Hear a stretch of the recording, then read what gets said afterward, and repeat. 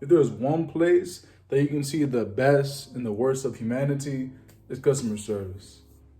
Why is that? It's because you're basically on the front lines. Like, you're in a position where you must service the customer. And that's whether they're chill, crazy, loud, funny, mad, arrogant. If you know, you know. If you don't know, find out. Find out. First starting out, I didn't know. Like, it took me a whole 2 years to really get a grip on it, especially because I was so naive and I really took things with like a whole cup of salt. I'm talking about being yelled at by people for all different types of things that weren't even my fault, and insulted by people for petty reasons, and put in stressful situations with a lack of knowledge and uncomfortable confrontations that I'm glad didn't always go as south as I thought it would, since I had the ultimate move. I'll get the manager. But after these experiences, I took what I learned and I mixed it with philosophies I was studying, practices that I was doing, so that by my next job, I was prepared. And I did this sort of subconsciously, interesting too. But I use Stoicism to survive customer service. What is Stoicism? In as simplest as I can put it, it's objectively judging what you can and cannot control, as in really identifying what you cannot and cannot control objectively, and responding to both of those with either of these four virtues, and that's courage, temperance, justice, or wisdom. And no, Stoicism is not about ridding yourself of emotion or becoming a rock, being emotionless. I can see why people thought, even I thought that before too, but that's not what it is. And using Stoicism, that's how I survived a whole like Black Friday sales event, being a new hire who was completely by himself while leading two other newer hires, and I went through that experiencing less stress than somebody typically would. Courage. The ability to do something that frightens one, strength in the face of pain or grief. So I'm typically at a counter, at work, in front of a customer, and at that point, there's no retreat. What can you really do, right? All you can do is bury your feet and just stand, because it's a much better alternative than crying or escaping or panicking. Because you're already there. Like, you can't really leave once you're in that situation. And standing your ground is going to help with that courage. Because it's not about you not feeling stress. It's about you feeling stress and you still going about it. You still approaching it to solve the problem. The progression is the solving and tackling of the problem. One of the frames that I use are, do I want this problem to go away? How will it go away? By me solving it, because it's not going to leave. One more that I use is, if they have a problem, well, it's not my problem. That might come across as empathetic or understanding or anything. And I don't really think so, because it's true. If a customer comes up to you and they're mad or they have an issue with something that they're asking you to take care of or that they're coming to you with, it's not your problem, it's theirs. Of course, your job and my job is to fix it, while all I can do is do my best and show them that I'm trying. Once you give what you have, there is nothing else to really give. Plus, it's my job to do, there's nothing really else to do in that situation. You're at work, they say, so either way, you're gonna really just be doing that anyways. Temperance, the quality of moderation or self-restraint. Abstain from the things that don't matter so that the progression is kept out of focus, and it's what doesn't matter to the aid of the setting. When someone comes to you mad, you guys don't have this, why can't I have this, make me the exception, blah, blah, blah, blah, right? If I were to then give them attitude or raise my voice as well, that's not gonna aid to the problem. it's going to increase the problem. And we don't want that problem. We don't want to be dealing with that. So now replying to it with that similar negative energy is a self-control that will save your energy and build up your discipline on not reacting with emotion. Justice. Yes, they're being a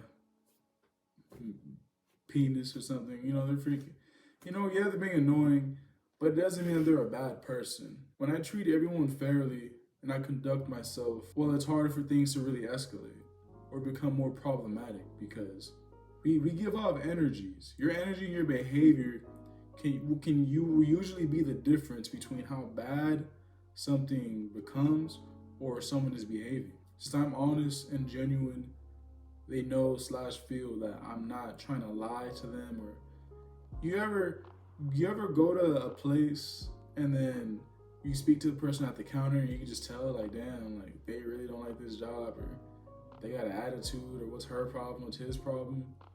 And then let's say if you have something you coming to them with, oh, excuse me, I need to speak to your manager because there's this thing I need to speak to them of, something with billing, something with an invoice, or I called and they're, they have an attitude, that's just gonna make the problem even worse. So when you're genuine and when you're honest and they see that you're not lying or you're not treating them unfairly, you can both be more understood due to that honesty and fairness with the good conduct.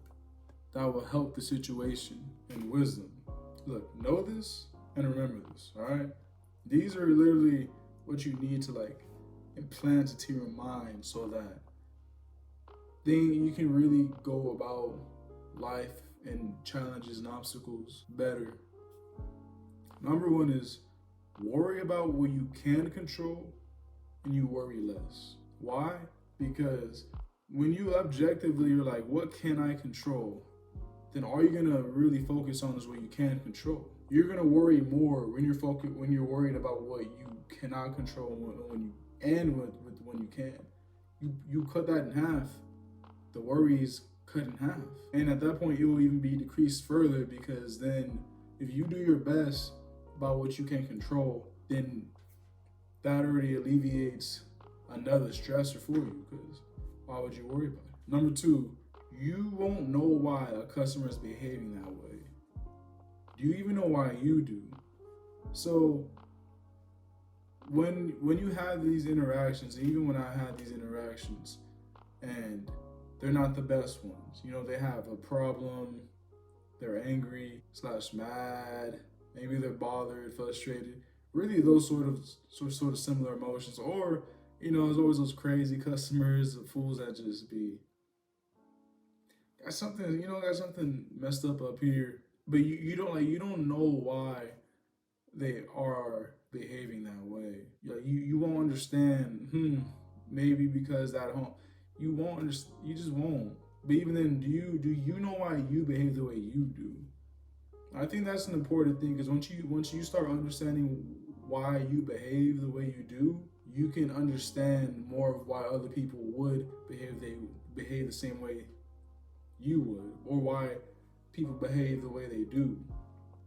Because I say dang near all of us are wired similarly, if not the same, right? We all love dopamine and tasting good food and just pleasure and being comfortable like that. So when you start to understand yourself, you can have a better grasp on not only your self-control and how you react, but then also your empathy on how somebody else also reacts. Number three, keep your perception of the job clear so that when things happen, better or worse, you still keep your sense. Because one thing I used to do, right? A job would be going good, or a day would be going good, or a time within the shift be going good, and I'm like, this is such a good shift, such a good job, I like being here, blah, blah, blah, right? Even if things are bad, I hate being here, and the place is terrible, everything like that. And when you keep your perception at a clear or at more of a gray, then if something bad happens, it's still, I'm still at work. something good happens, oh, I'm still at work. You don't get too caught up in the bad or good to where you can be steered in either direction. Is that you can still stay more afloat, stay more stable, and not being so swayed by if the situation gets a little bad or a little good. Number 4, it might not seem like it, but you can turn a 9-to-5 into an opportunity. When you are open and you look for them, you will see opportunities. It doesn't need to be financial ones, or even could be. You can meet somebody at your job who can end up being a business partner. You can meet somebody at your job that at some point you can collab with on a project or something within the future. You can meet somebody at work who can be your best friend, could be your next friend, could be your girlfriend, boyfriend. You never know. Even just customers in general. Sometimes when you meet people, you won't know what somebody has behind them. But once you are open to those opportunities, you can end up meeting so many different types of people and taking advantage of the interactions and the position that you have. You can even learn some of the things that you can even do at work that can benefit you in the long run. Observing people, social skills, talking to people, talking to customers, talking to coworkers, teamwork, discipline, integrity, relationships, networking, even growing, even increasing in your judgments or your thinking. Even in business, you can wherever you're working at is some sort of a business. So you can think about, why does this business make money? How do they make money? What are they doing? How are our hours and shifts scheduled? And you can learn things. You're even if it's part-time. And you could use that as a way to leverage your position that other people are also in. There's one person here, right? This person's just going to work. This person's going to work. They're observing, they're exploring, they're thinking, they're asking questions, talking to people, and they're getting way more out of it than the other person. They're both getting paid the same, but one's gonna get paid more in the long run. And this is how I use Stoicism to survive the customer service experience. I don't know what that was. This is how I use Stoicism to survive customer service. It's really helped me, because you're gonna meet people who are problematic, and when you're solve-matic, or you are about solving the problems or not being a problem, then you can help. You're more of a positive effect on the environment and on people. And that can make the difference. Hours, pay, experience. And yeah, I hope this video has helped. Check out another one after this. And if not, just subscribe. And have a good day, night, morning, evening. Yeah.